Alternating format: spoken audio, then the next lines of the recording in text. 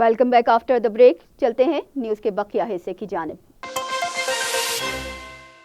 गजा के कमाल उद्वान अस्पताल और पनाह गुज़ीन कैंप्स पर हमले से मजीद 200 अफराद शहीद जबकि सैकड़ों जख्मी हो गए।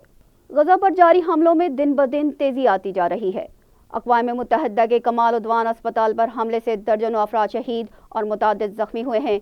अस्पताल पर धावा बोलने से सारा निज़ाम दरहम बरहम हो गया है। तिब्बी अमले की गिरफ्तारी से ज़ेर इलाज मरीजों की जान को खतरा है, जबकि गजा के दीगर पनाह गुज़ीन कैंप्स पर शदीद बमबारी से 100 से ज़्यादा अफराद शहीद हो गए। अक़वाम मुत्तहिदा के रिलीफ एंड वर्क्स एजेंसी के कमिश्नर जनरल फिलिप लाज़ारिनी का कहना है कि तिब्बी मराकज़ और पनाह गुज़ीन कैंप्स को निशाना बनाना इंतहाई वहशियाना अमल है।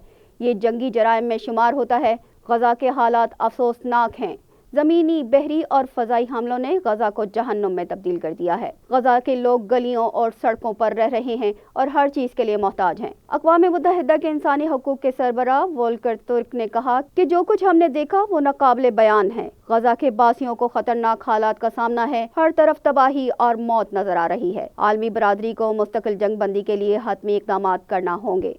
अमरीकी सदर जो बाइडन कहते हैं कि गजा पर मुसलसल हमले से इसराइल आलमी बरादरी की हिमायत खोता जा रहा है। अमरीकी सदर जो बाइडन बिलाखिर इसराइल के खिलाफ बोल ही पड़े। गजा पर मुसलसल बमबारी को खतरनाक करार देते हुए कहा कि अब ये अमल रुक जाना चाहिए, वरना इसराइल को सिफारती नुकसान पहुंचेगा। गजा पर मुसलसल हमले से इसराइल आलमी बरादरी की हिमायत से महरूम होता जा रहा है।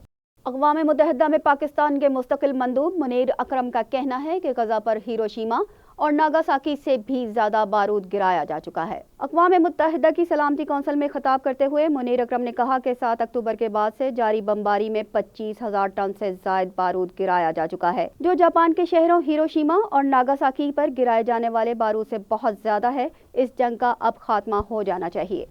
बरतानवी वज़ीर आज़म ऋषि सुनक ने सियासी पनाह के मुतलाशी अफराद को रवांडा भेजने के फैसले पर पार्लियामेंट की हिमायत हासिल कर ली है।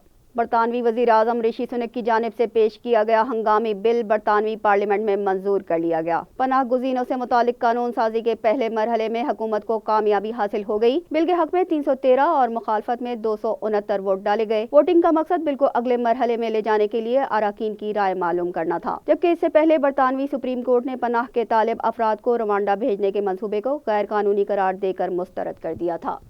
अमेरिकी सदर जो बाइडन कहते हैं कि कांग्रेस से यूक्रेन की इमदाद का बिल पास करवाएंगे, जबकि यूक्रेन के सदर का कहना है कि तवील मुद्दती जंग के लिए अमेरिका और यूरोपीय यूनियन की हिमायत नागुज़ीर है। व्हाइट हाउस में अमेरिकी सदर जो बाइडन और यूक्रेनी सदर ज़ेलेंस्की की मुलाकात हुई, जिसमें रूस से जंग और उसके आलमी असरात पर तबादला ख्याल किया गया। मुलाकात के बाद दोनों सदूर ने मुश्तरका प्रेस कॉन्फ्रेंस की। अमेरिकी सदर जो बाइडन ने कहा कि एक हद से ज्यादा इमदाद नहीं दे सकते, माली मदद के लिए कांग्रेस की मंजूरी जरूरी है। मैं कांग्रेस से कहता हूँ कि वो यूक्रेन के लिए माली मदद का बिल मंजूर कर ले। यूक्रेन के सदर का कहना था कि तवील मुद्दती जंग के लिए असलहे के साथ माली मदद भी दरकार है। खित्ते में रूस की बालादस्ती खत्म करने के लिए अमेरिका, यूरोपीय यूनियन और बरतानिया को मदद करना होगी, जबकि अमेरिकी ऐवान नुमाइंदगान की स्पीकर का कहना था कि यूक्रेन को अगला इक्तसादी पैकेज देने से पहले वाज़ेह हिकमत अमली बताना होगी। यूक्रेनी सदर रूस से जंग के दौरान तीसरी मरतबा अमेरिका गए हैं।